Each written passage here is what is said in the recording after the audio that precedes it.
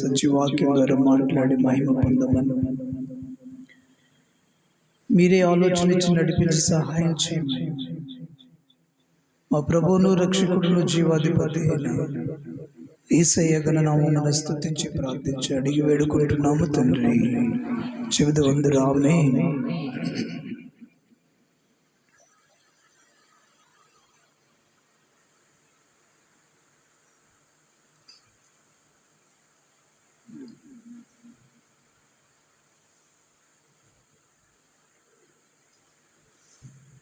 మంచిది. ప్రియమైన ప్రభునందు ప్రియమైన వారులారా, ప్రభు పేరిట మీ అందరికీ శుభములు సమాధానం కలుగునుగాక. ఇప్పుడు వచ్చిన మీ అందరికీ ప్రభు పేరిట వందనాలు. దినాన పరిశుద్ధాత్మ దేవుడు మీతో నాతో మాట్లాడుతున్నటువంటి కొన్ని మాటలు మనం ధ్యానించుకుంటున్నాం.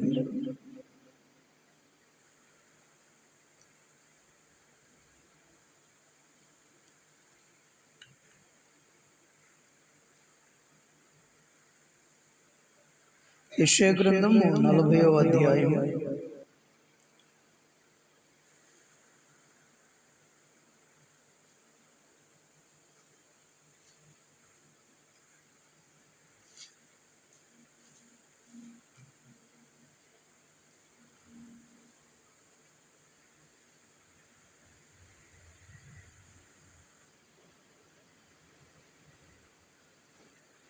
12వ వచనం నుంచి కొన్ని వచనాలు చదువుకున్నాం.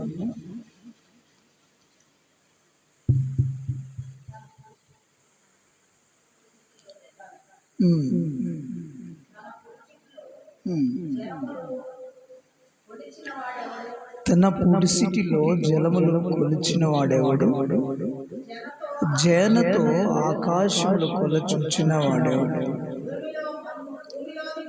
భూమిలోని మన్ను కొలపాత్రలో ఉంచిన వాడేవాడు,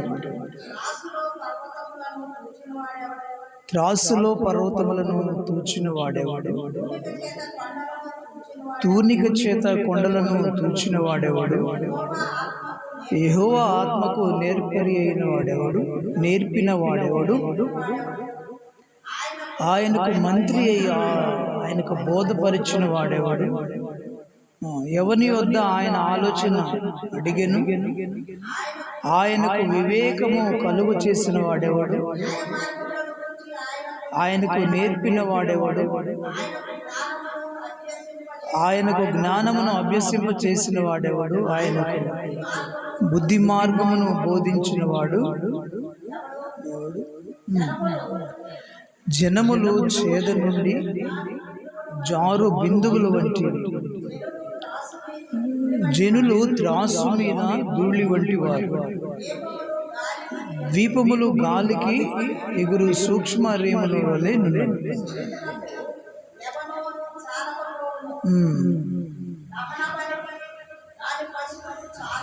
చాలా ఆయన దృష్టికి సమస్త జనములు లేనట్టుగానే ఉంది.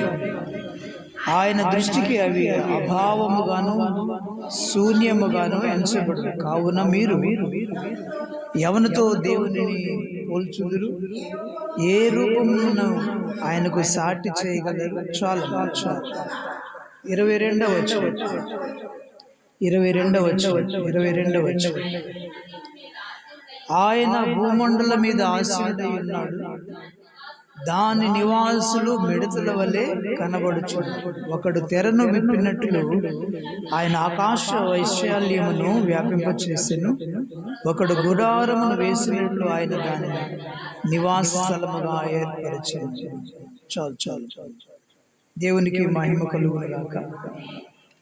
ప్రభునందు ప్రియమైన వారులారా, దేవుని యొక్క గొప్పతనాన్ని కీర్తనకారుడు యెషయా భక్తుడు ఇక్కడ తెలియజేస్తున్నాడు. ఆయన యొక్క గొప్పతనం ఏంటి? ఆయన శక్తి సంపన్నుడు. 10వ వచనంలో అంటాడు, ఇదిగో తన బాహువే తన పక్షము ఏలుచుండగా ప్రభువు యెహోవా తానే శక్తి సంపన్నుడై వచ్చును. ఆయన ఇచ్చు బహుమానం ఆయన యొద్ద ఉన్నది, ఆయన చేయు ప్రతీకారం ఆయనకు ముందరగా నడుచుతున్నది. గొర్రెల కాపరి వలె ఆయన తన మందను మేపును, తన బాహుతో గొర్రె పిల్లలను కూర్చి రొమ్మున ఆనించుకొని మోయును, పాలిచ్చు వాటిని ఆయన మెల్లగా నడిపించింది. దేవునికి స్తోత్రం చెప్పండి.